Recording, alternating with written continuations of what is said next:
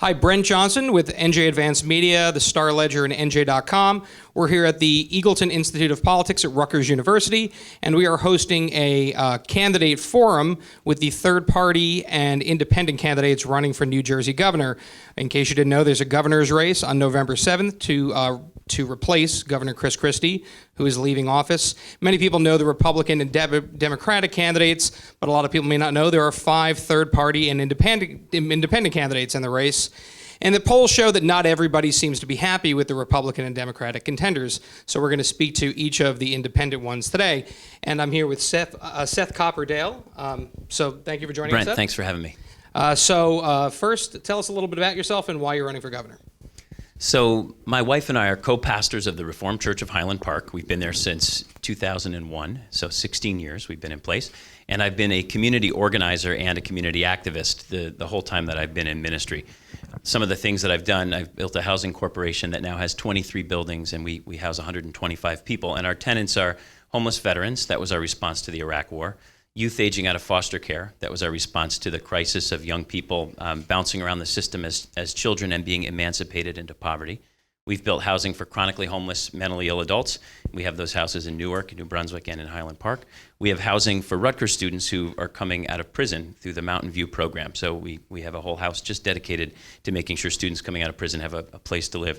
So that's one project. We have a Global Grace Cafe where every chef is a refugee or an asylee. We have an immigration visitation program where we go to the detention centers around the state and make sure that people coming to this country feel loved and respected, even though they're locked up in jail and treated like criminals when they're seeking asylum. So that's the kind of thing I've done throughout my life, and that's me in a nutshell. So I didn't mention before, but you're the Green Party candidate. You're Yes. the Green Party nominee. So I wanted to make that clear. So what do you think is the top issue facing New Jersey, and what would you do to fix it? Yeah.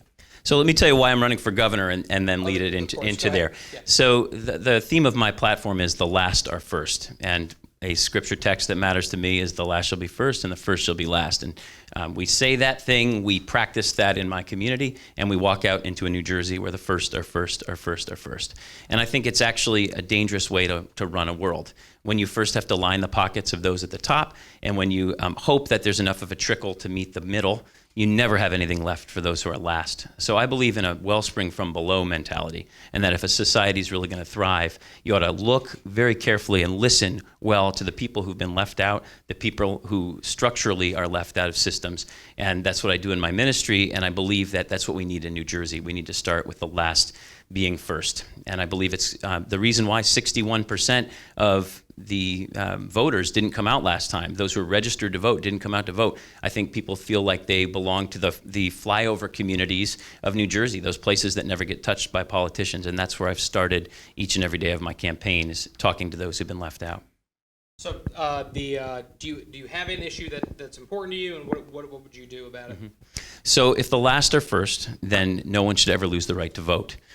A vote is a vote is a vote. A human should never lose their ability to be a human. So if people go to jail, they're voting. If the last are first, then if you're in jail, you shouldn't be making $1 a day as an indentured servant, especially when we have the worst black to white ratio in a prison system of almost any state around.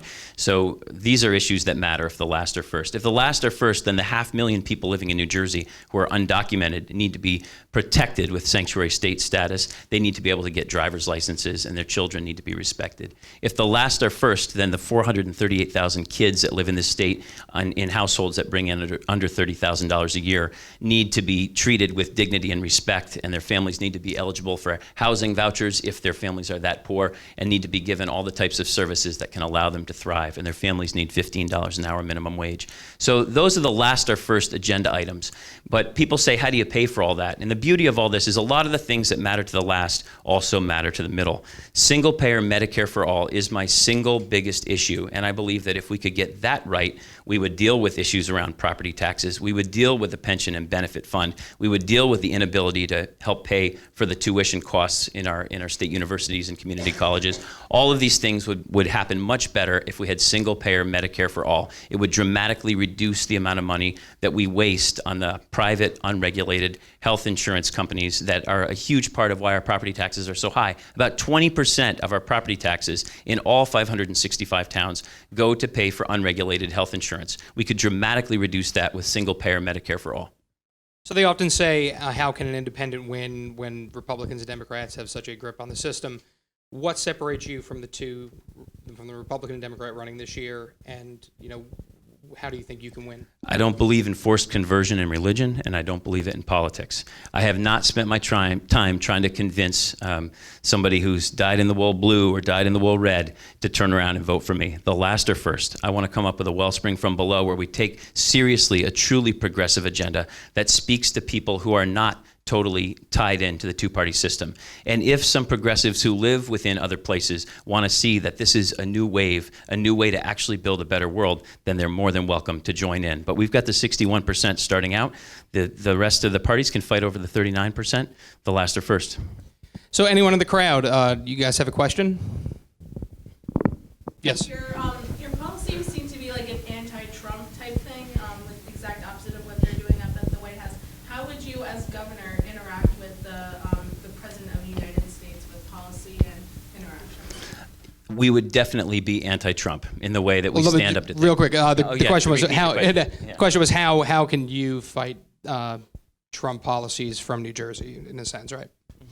So without a doubt, there are states, there are governors who are standing up against Trump. I would want to see myself among those governors. And I think it's important that we not back down when there's a hate crime president carrying out racial and ethnic cleansing under the guise of immigration reform, for example. So being a strong sanctuary state is what I would want to be. And if that means risking losing federal revenue, then we have to face that.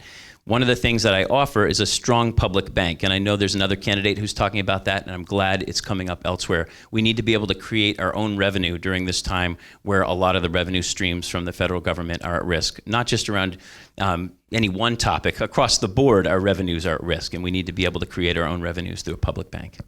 John, did you want to ask a question? As a third-party candidate, as a Green Party candidate, last year the Green Party candidate for president received more votes than the difference between Donald Trump and Hillary Clinton. So many people think Hillary Clinton would now be president were it not for the Green Party candidate. How do you think about that in terms of running now? You've just expressed a number of views that seem much more aligned with Democratic candidate than the Republican candidate, but do you not care really which of them wins? Ask the first part, please. The first part was, do I think that it's possible for a third-party candidate to? No, I guess the question is, somebody is going to be elected governor, and if there's a contest between, as Brent said, the Democratic candidate and the Republican candidate as the people getting the most attention, if people vote for you instead of voting for one of those people, that can, without electing you, have some impact on who wins. So it deeply bothers me that Phil Murphy's been stealing my votes. There is not a progressive bone in that position at all. And it bothers me, too, that a lot of the Bernie types within the red world who know that we need economic reform that benefits the public, that they haven't been looking at us either. So hopefully before November 7th, folks will realize that I'm the best choice for governor of New Jersey. I'm going to give you the final word. What would you like to say to close things out? It has been an honor to go around the state this entire year. Every day, and I think it's been like 300 times now. You know, I've gotten up in the morning because I've been running since last October 30th is when the Green Council decided to nominate me. I've been out in communities and talking to people who take two buses to get their kids to a qualified child care center and thinking about just what a shortage of qualified child care centers we have. I've been talking to folks who say, when I was a kid, we used to have organized recreational sports, but now there's nothing for our teens. And they really mean it. I've looked into their large cities and found that there is no organized recreational sports.